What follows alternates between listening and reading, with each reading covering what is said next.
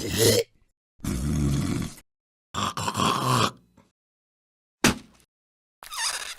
time for another edition of Spitting Loogs with ESPN's Tom Luginbill. I'm Lance Taylor from the Next Round. It is on Disrupt the Media. Make sure you like, subscribe, give us a thumbs up. It is always brought to you by our friends at MyBookie. Use that code NEXTROUND. Secure a first deposit bonus at mybookie.ag. Happy holidays, Loogs. Happy holidays. Merry belated Christmas. Yeah, all of that good stuff. Happy New Year. Can't believe, man, it just flies by so fast, dude. It does. I mean, the regular season college football flies by, and then once we get to conference championship games, we were talking about this earlier on the Next Round, that it seems like it's going to be a long time from conference championship to college football playoff, and we're already here. So it does fly by. In the meantime, we've had the transfer portal, and it is just so insane. Walter Nolan, now an Ole Miss Rebel. A week ago or 2 weeks ago, Dillon Gabriel going to Oregon, and then Dante Moore followed him up. You still got a guy like Cam Ward hanging out there. So let's start with the Oregon quarterback situation. There's no way Dillon Gabriel is going to go somewhere his final year of eligibility and not start, right? So why would Dante Moore go there? Well, I think maybe the thought process is Dillon Gabriel is the bridge player, okay?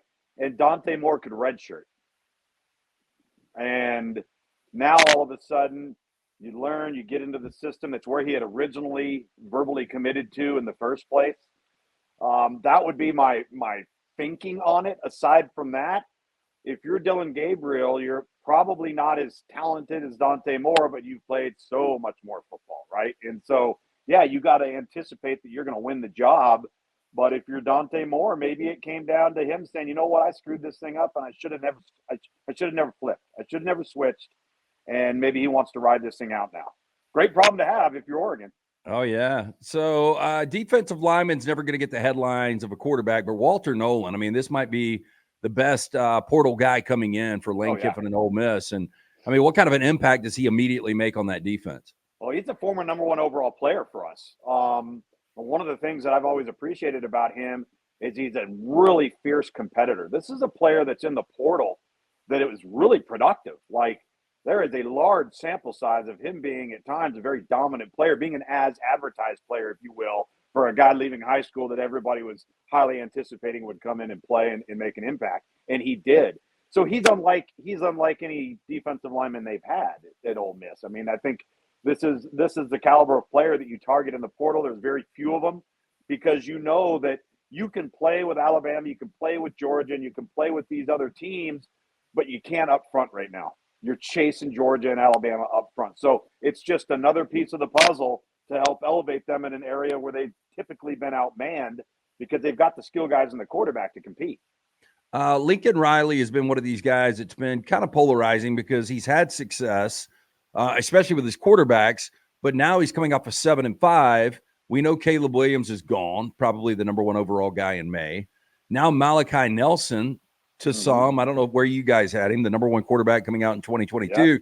He's in the portal. Will Howard, the thought is he's going to be coming to USC. But to me, Will Howard, I liked him at Kansas State, but he's like a poor man's Caleb Williams. What's going on right now at USC? Why did Malachi Nelson and Lincoln Riley never get on the same page? Where's his destination? And ultimately, what do the Trojans do?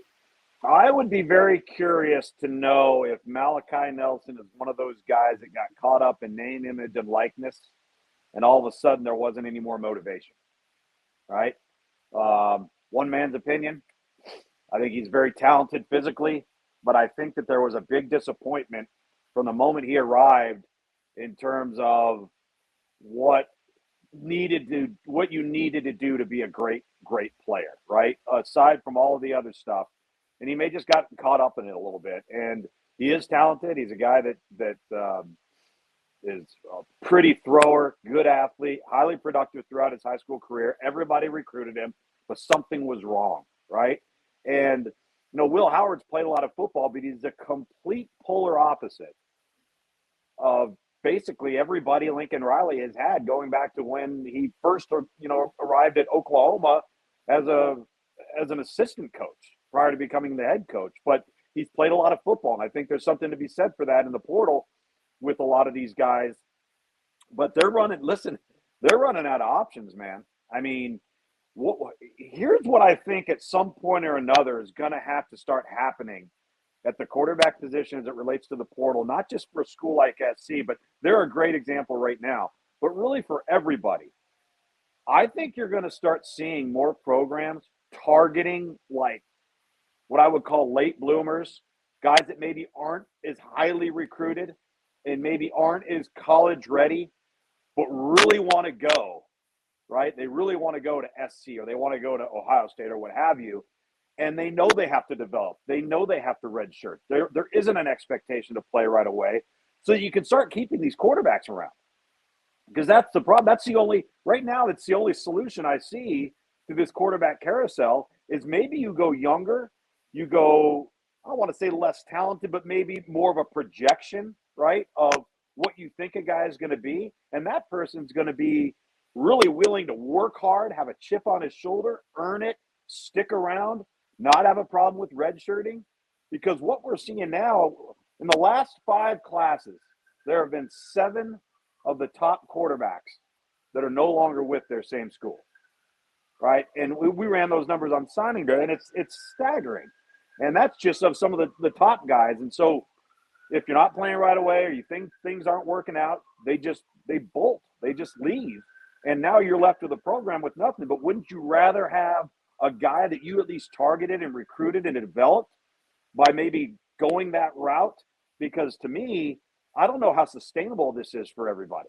Yeah, and finally on the quarterbacks, I mean, Cam Ward, to me, arguably the best quarterback in the portal. Notre Dame and Riley Leonard would probably disagree. But I thought for sure with the announcement of Kyle McCord taking off, going to Syracuse, I almost thought it was a slam dunk that Cam Ward was coming to Columbus, and maybe that still happens. But ultimately, where do you think his destination is? I think he needs to be in the spread offense, in some version of the air raid, some version of the spread.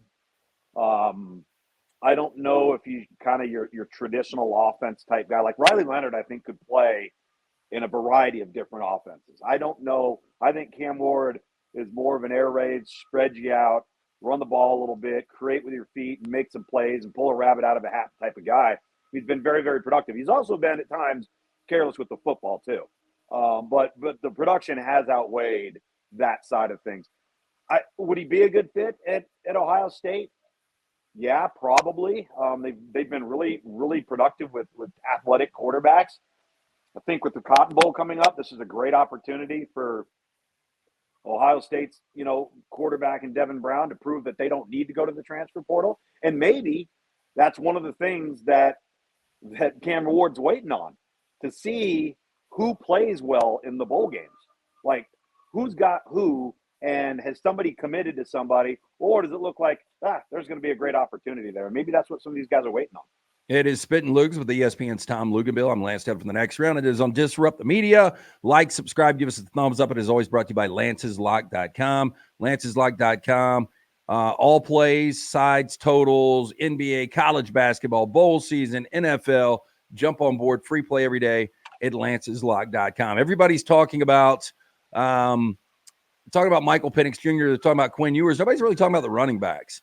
And I thought Dillon Johnson was so huge, especially for Washington in these one-possession games. And then, obviously, the Longhorns now with Jonathan Brooks going down, C.J. Baxter's the guy. Who's got the advantage there? And ultimately, how big, how pivotal is whoever, has the most yards on the ground in this game? Well, I think the advantage is probably with Texas, because Texas, their approach first and foremost is to come out and run the football. That's they want to run the football, period. If you look at Washington, really the run game started to really balance out the attack from the SC game on, which was fairly late in the season. He hadn't really emerged. And I think he's added a tremendous amount to the offense, because, you do have to play the box a little bit tighter now against Washington than maybe you did in the first half of the season. But people also fail to realize that while Jonathan Brooks was having a Heisman caliber season when he went down against TCU, C.J. Baxter was the starting running back to open the season. He hurt his foot in the opening game of the season. Hurt his foot against Alabama. And then, missed a week and then came back a little bit for the Baylor game. But they have such depth at running back at Texas because Brooks goes down. You got C.J. Baxter. You got Jaden Blue. You got Savion Red, who can run the Wildcat stuff that they do with them in short yardage on the goal line. And so I think the depth probably aids Texas. I would say that if Texas has a lot of yards on the ground, it probably means that Washington's offense was not on the field very much. Because Washington, while they're explosive and they can create a lot of big explosive plays, particularly through the air, they score quickly. Texas has shown that they can go the length of the field and really be methodical, run to pass, quick screen, tight end screen, the whole 9 yards, and take time off the clock. And so I think it probably benefits Texas. I think Texas will have more of a concerted effort to run the football against the 90th ranked defense in college football this year, which was Washington. That's the other thing too that you've got to acknowledge in this matchup is, while I think Washington will attempt to run the football, name one team that's run the football against Texas. Nobody can run the football against Texas, and they haven't seen anywhere close to those two defensive tackles that Texas is playing with inside. And so I would say Texas rushes for more, and as a result, if they do, they're going to limit Washington's possessions. Okay, on the fly drill here, Loogs. Coaching quarterback matchups in the college football playoff. So you've got DeBoer and Penix. We've got Ewers and Sark. Who's got the advantage there? I want to say DeBoer and Penix, and the reason why, and I said this to Ryan Brown earlier, when Quinn Ewers is good and when he's on, he is really good. But when he's off, it's not like he's average or mediocre. He's bad. Like, he's really, really off. There doesn't seem to be any middle ground there. And we haven't seen much of that from Michael Penix the last 2 years. He's been fairly consistently either good, really good, or elite. We haven't seen him disappear for a half or some of those things. So I'm going to give the slight edge out in that one to Washington. Okay, on the other side in the Rose Bowl, how big is the gap? Because, in September, October, you would have said McCarthy, a much better quarterback than Milroe. Now it looks like Milroe is the more productive, better quarterback. And then obviously Saban over Harbaugh. But is it a huge gap with those combos? I don't think it's a huge gap, but you're talking about two completely different offensive approaches and also two completely different players at quarterback. It's so hard to compare.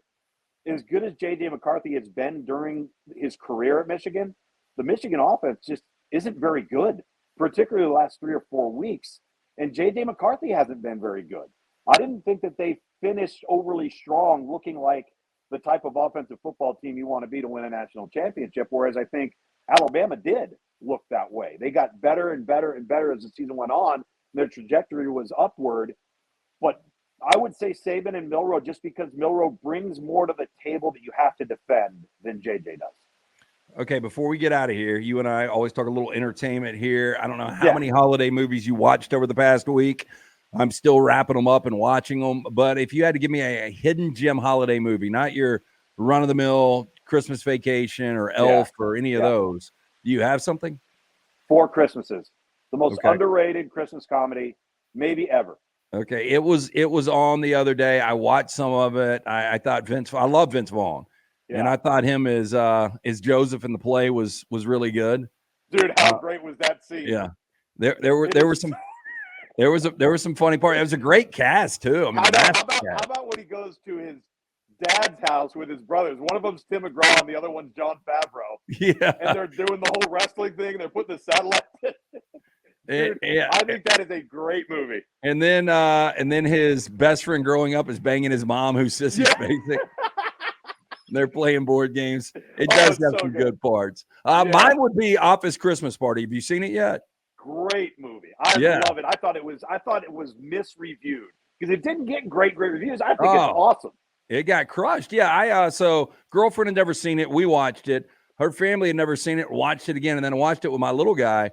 And it just you miss. There are so many great one-liners in there too, and that's a great cast too because Bateman can play anything. And then T.J. Miller, it was fantastic. Dude, And I'll tell you who was great in that is the gal from Saturday Night Live, who played Kate like McKinnon. the office. Yeah, Kate McKinnon was great in that. I thought she was really, really good. I'll tell you the other one that I think, I mean, it's not for kids, but I think it's a hilarious movie, and that's Bad Santa. That's my favorite. It is my favorite holiday film. I just saw so Bad good. Santa 2 last night for the first time. Oh, yeah. It's filthy. Like, I'm glad I didn't watch filthy, it with my kid because, Bad Santa's bad enough. But Bad Santa 2, it is next to level. How about the kid when he walks up to Billy Bob Thornton and he hands him this? He goes, "Is this a present?" He goes, "Well, what is it?" He goes, "It's a wooden pickle." Does it have blood on it? Yeah, it's so freaking good. Okay, Luke, safe travels. Enjoy the family. We'll be back in touch next week, and we'll know our college football playoff national championship matchup, which is crazy. I know it is going to be crazy. How much you think? By the way, how much you think that the committee is hoping and praying we get a Texas-Alabama rematch? Oh. Yeah, if you get Michigan, Washington, and if either one of those teams was to win by double digits, yeah, I mean, it's just going to be terrible job by the committee. I got to get one take from you. I got to get what are you saying the line's going to be between Georgia and Florida State? When it goes off, probably 18 or 19. But you tell me, I mean, we know nobody for Florida State's playing, but who's playing for Georgia? That's the thing. I think, first of all, Georgia's got plenty to be mad about going from 1 to 6. That's ludicrous in and of itself. Oh, yeah. And Florida State's going to look like a JV team. I mean, could be. Is it going to be a bloodbath? It could be the ugliest bloodbath of the New Year's Six games. It could be. Wow. Oh. And then, unfortunately for Florida State, they're not even close to whole, and people are going to be like, "Told you so." Didn't deserve to be in. Yeah, exactly. That does suck for them. It's Spittin' Loogs here on Disrupt the Media. Tom Luginbill from ESPN. I'm Lance Taylor from The Next Round. It is brought to you by our friends at MyBookie. Use that code NEXTROUND. Secure a first deposit bonus at mybookie.ag. Lugs, we'll see you next week. All right, buddy. See you.